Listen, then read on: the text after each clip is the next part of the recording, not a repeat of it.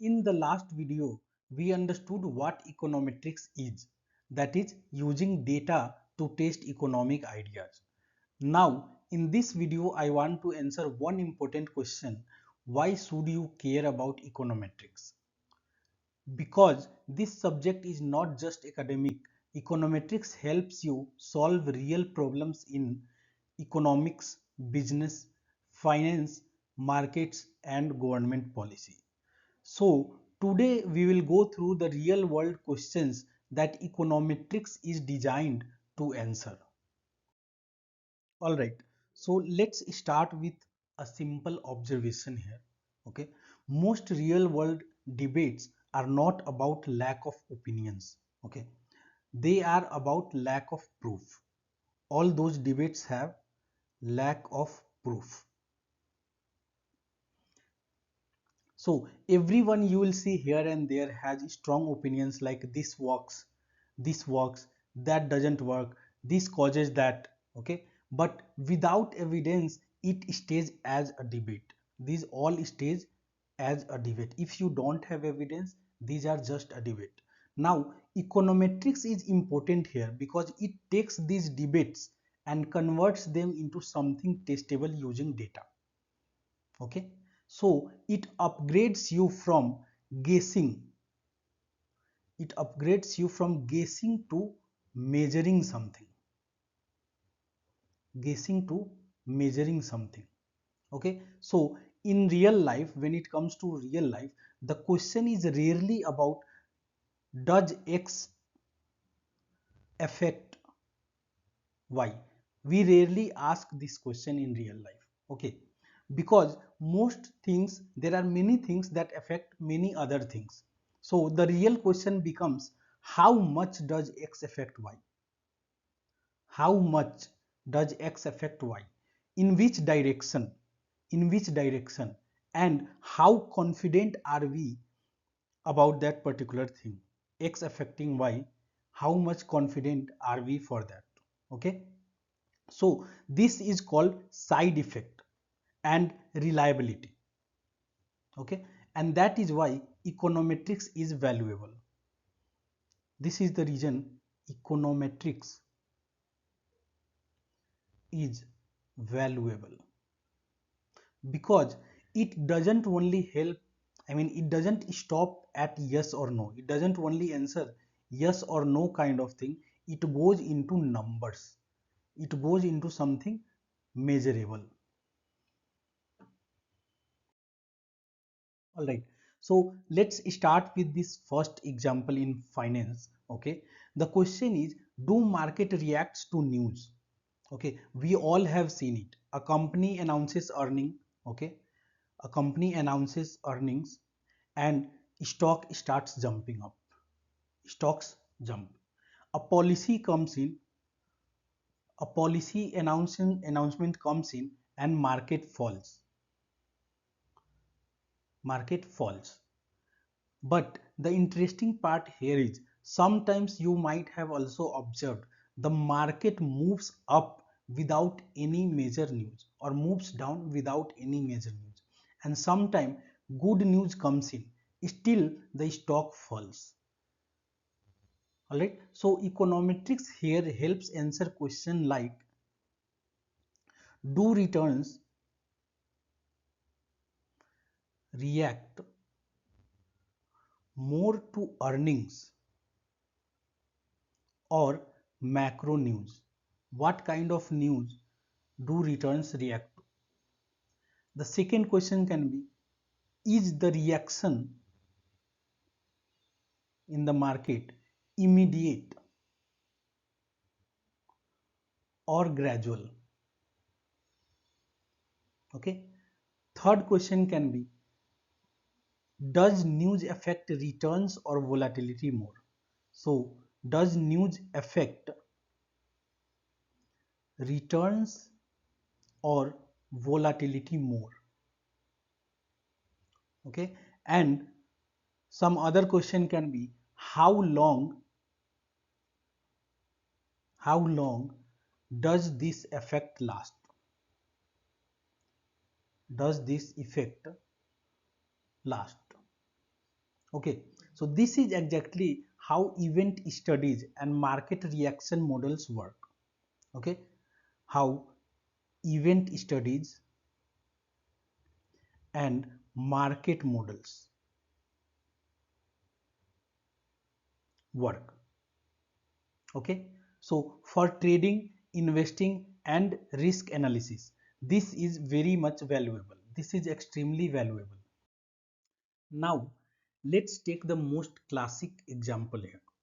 Does education increase salary? Okay, and almost everyone believes it as yes. Okay, education increases salary. But econometrics ask you, if someone studies one extra year, how much salary will increase? Salary will increase by how much percentage on an average? Okay, so now imagine you collect data for 10,000 people. You go and collect data for 10,000 people from some sources. The data are something like salary, current salary, their education, their age, their experiences, I mean overall experience, which city or which location they are residing in, and something on the similar line. Now econometrics helps you estimate the relationship between wages and all these variables, and the output you get is something measurable, like one extra year one extra year of education increases wage by around X percentage on an average. Okay, now this number can influence decision making. Decision making, like should someone do a master? Should someone do a master in order to get better salary? Does a skill pay off? Does a skill course pay off? Does it help you earn more? Some other question can be, are some degrees overpriced? This can also help you differentiate if there are some degrees which are overpriced or not. So even a simple wage question becomes powerful with econometrics. Alright, now here comes one of the interesting part. This question looks simple here. Whatever we have discussed, this question looks simple, but it is actually complicated in real life. How it is complicated? Because salary is not decided only by education. Only education does not decide your salary. Okay, it also depends on things like what skills you have, how much confident you are, that is confidence level, how is your communication, what is your experience, overall experience, in which industry you are working in which city you are residing in, what is your family background, what is your networking condition, etc. and etc. So if an educated person earns more, is it because of education only, or because educated people are also more skilled, you can say, and they come from better backgrounds? We often see educated people come from better backgrounds. If someone has better family background, they are able to afford you good quality of education. Okay, and this is why econometrics matters. That's why econometrics matters.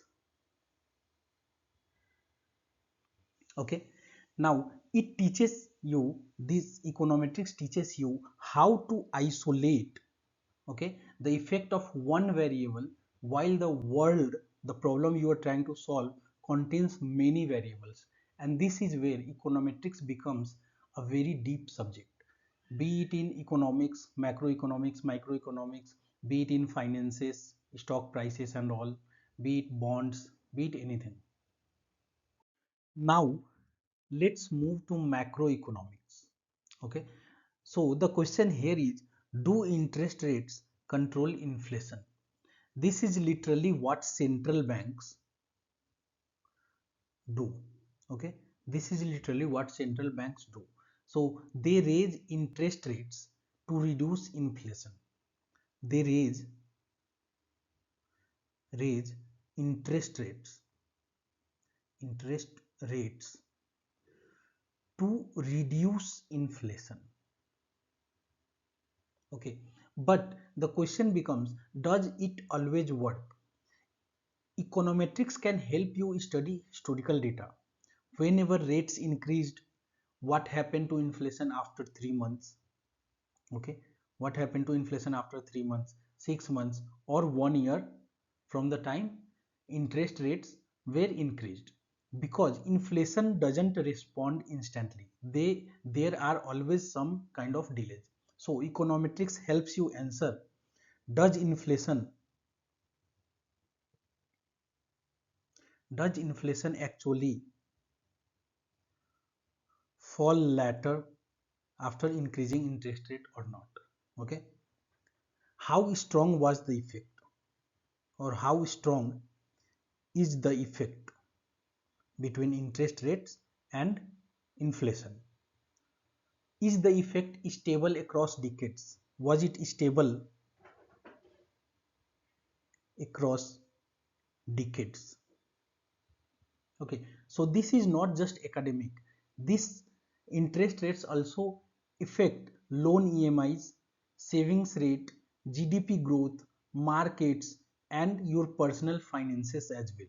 Okay, and macro questions are even harder. Okay, because inflation is affected by many other things, not only interest rates. Suppose interest rate went up. For example, central bank increased interest rate went up, but later it is seen that inflation went down. Okay, now now other thing parallelly happened at the same time. Maybe let's say oil prices crashed,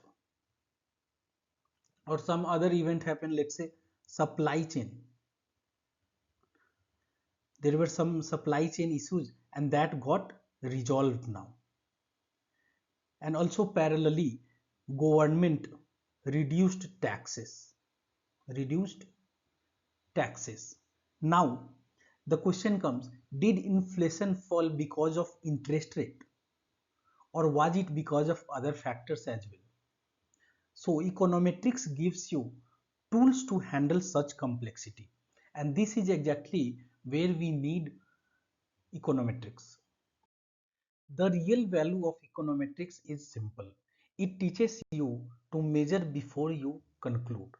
And that habit alone changes how you think about data, markets, and decisions. Alright. So that's all for this video.